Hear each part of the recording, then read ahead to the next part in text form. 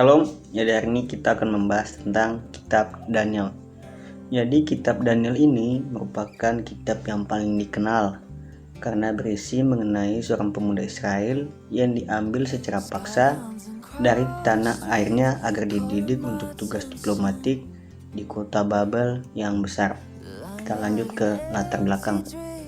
Dalam kitab suci orang Yahudi, kitab Daniel ini diletakkan pada bagian yang ketiga, yaitu bagian kitab-kitab, bukan pada bagian nabi-nabi. Karena dalam pandangan orang Yahudi, kedudukan atau status Daniel ini agak berbeda dengan jabatan-jabatan nabi yang lain. Nah, menurut definisinya, nabi adalah orang yang diangkat oleh Tuhan untuk memberitakan firman Tuhan kepada bangsa Israel. Tetapi Daniel ini dia berbeda. Dia tidak dipanggil oleh Tuhan dengan tugas yang terbatas itu saja, melainkan dia menjadi seorang ahli kenegaraan di istana raja-raja asing atau Babel dan Persia. Kita lanjut ke latar belakang Daniel, yang namanya berarti Allah adalah hakimku, adalah tokoh utama dan penulis kitab dengan namanya ini. Kitab Daniel ini tergolong dalam apa yang disebut dengan penyingkapan. Ya, bahasa Yunaninya itu apokaliptik, yang berarti suatu pengungkapan atau suatu penyataan. Jadi di antara kitab-kitab perjanjian lama, kitab Daniel ini memiliki keunikannya yang tersendiri. Kitab ini sangat kental dengan semua ciri khas tulisan apokaliptik.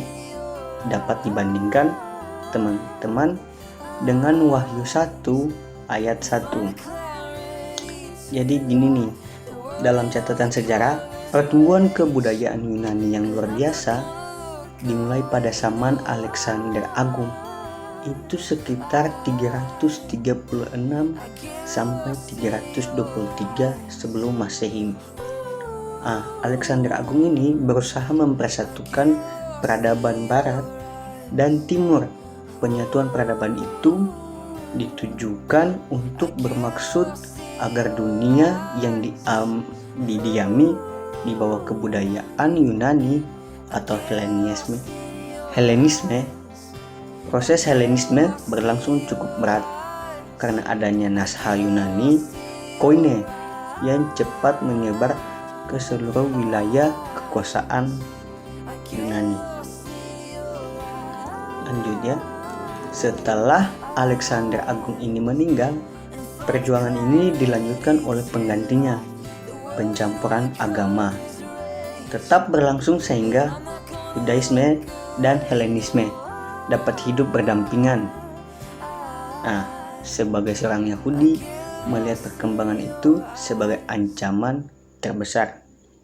Makanya itulah sebabnya muncul kelompok-kelompok Yahudi yang berjuang melawan Helenisme dan mempertahankan keyakinan mereka kepada Tuhan.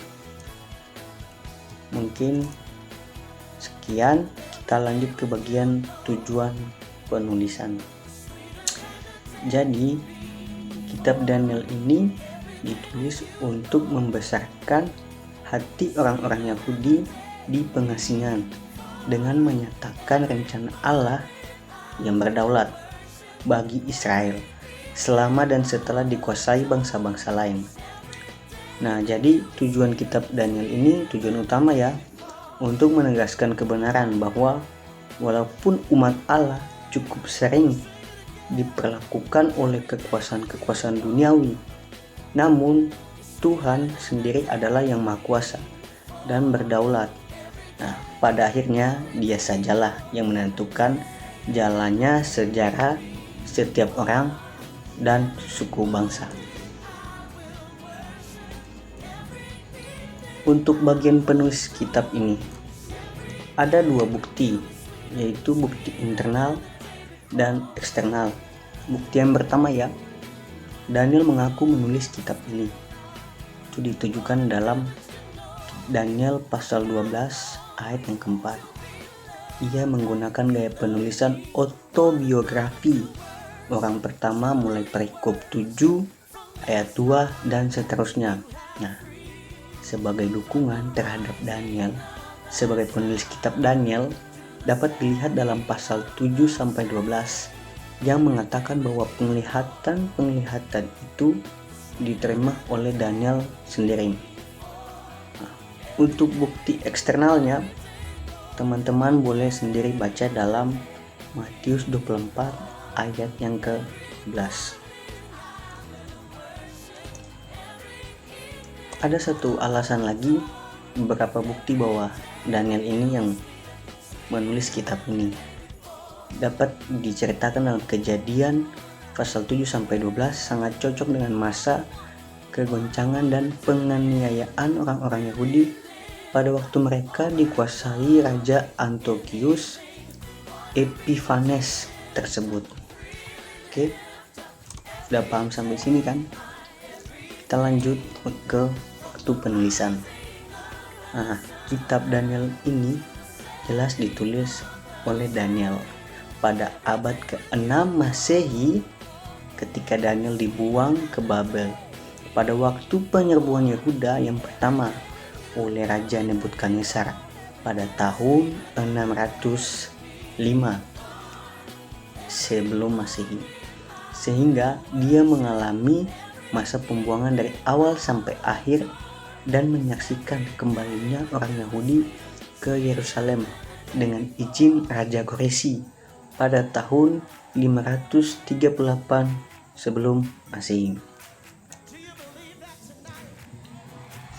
Teman-teman, aku lupa nih. Untuk penerima kitab ini, tentu kitab Daniel terutama ditujukan kepada kelompok orang Yahudi yang setia kepada Tuhannya. Kita lanjut dalam tema-tema utama kitab Daniel. Ada beberapa tema-tema utama ya. Yang pertama, kerajaan Allah. Kenapa kerajaan Allah? Bahwa kerajaan Allah adalah klimaks dari agenda Allah untuk Israel dan dunia disampaikan dengan sangat jelas dalam kitab Daniel. Konsep ini diperkenalkan dalam pasal 2 sebagai satu kerajaan yang takkan pernah biasa. Itu pasal 2 ayat 44. Dalam kerajaan Babilonia merupakan pokok pembicaraan dalam pasal 4 sampai 5. Kerajaan Media Persia dan kerajaan Yunani secara jelas dibicarakan dalam pasal yang ke-8. Dan kerajaan Yunani khususnya Seleukus merupakan proses pembicaraan pasal 11. Kenyataan-kenyataan yang saling berhubung untuk konteks kitab ini adalah 1. Perbedaan antara kerajaan-kerajaan manusia dan kerajaan Allah. Yang kedua, kerajaan Allah akan datang dan kekal selama-lamanya. Kita lanjut ke tema yang kedua, yaitu keangkuhan dan pemberontakan. Nah, keangkuhan para raja pada akhirnya membawa kejatuhan mereka. Patung emas Raja Nebukadnezar contohnya, dan kesombongannya tentang berbagai prestasinya dalam membangun kota Babel pada pasal yang ketiga. Keangkuhan Belshazzar yang ditujukan dalam menajiskan perkakas-perkakas bait suci dan ditegur oleh Daniel. Bahkan ya, sifat Darius orang Media yang mudah terpengaruh oleh pegawai-pegawainya dalam membuat dekret semuanya merupakan contoh spesifik dari sifat ini. Ada juga bagian kita lanjut kepada garis besar. Ada 2 garis besar di sini. Yang pertama tentang cerita kitab Daniel. Itu mulai dari pasal 1 ayat 1 sampai 6 dan pasal 28. Yang kedua, penglihatan Daniel, yaitu pasal 7 ayat 1 sampai 12 dan pasal 13. Ada juga pesan teologi dan pesan mesianik. Yang pertama, pesan teologi. Jadi kitab Daniel ini bahwa kekuasaan manusia yang congkak dan menolak Allah akan diruntuhkan sehingga Allah akan berkuasa dikenapi secara mutlak melalui kerajaan orang-orang kudusnya. Kendati pun semua bukti kelihatan berlawanan, tetapi akhirnya akan mengalami kemenangan. Sesudah melalui kilas waktu yang lanjut usianya, orang-orang kudus akan menerima pemerintahan dan mereka akan memegang pemerintahan itu sampai kekal. Segala kekuasaan dari semua kerajaan akan diserahkan kepada mereka dan pada akhirnya mereka akan mencapai maksud-maksudnya bagi mereka agar dimahkotai kemuliaan dan hormat, di mana semua ciptaan akan mengabdi dan patuh kepada mereka. Yang terakhir, pesan mesianik. Dalam Daniel 9 ayat 24 sampai 27. Rujukan kepada yang kudus yang telah diurapi Mesias, dan raja ditafsirkan mengarah kepada Yesus, dan frasa akan disingkirkan seorang yang telah diurapi, padahal tidak ada salahnya apa-apa, menunjuk kepada penyaliban Tuhan Yesus. Frasa datanglah rakyat seorang raja dianggap menunjuk kepada tentara Romawi yang menghancurkan Yerusalem dan bait suci, Herodes, pada tahun 70 Masehi. Sekian dari presentasi saya. Saya Friendly Priest Luan Masar dengan NIK 2011 10019, Teologi 2020, UAS DMP. Tuhan Yesus memberkati. Shalom.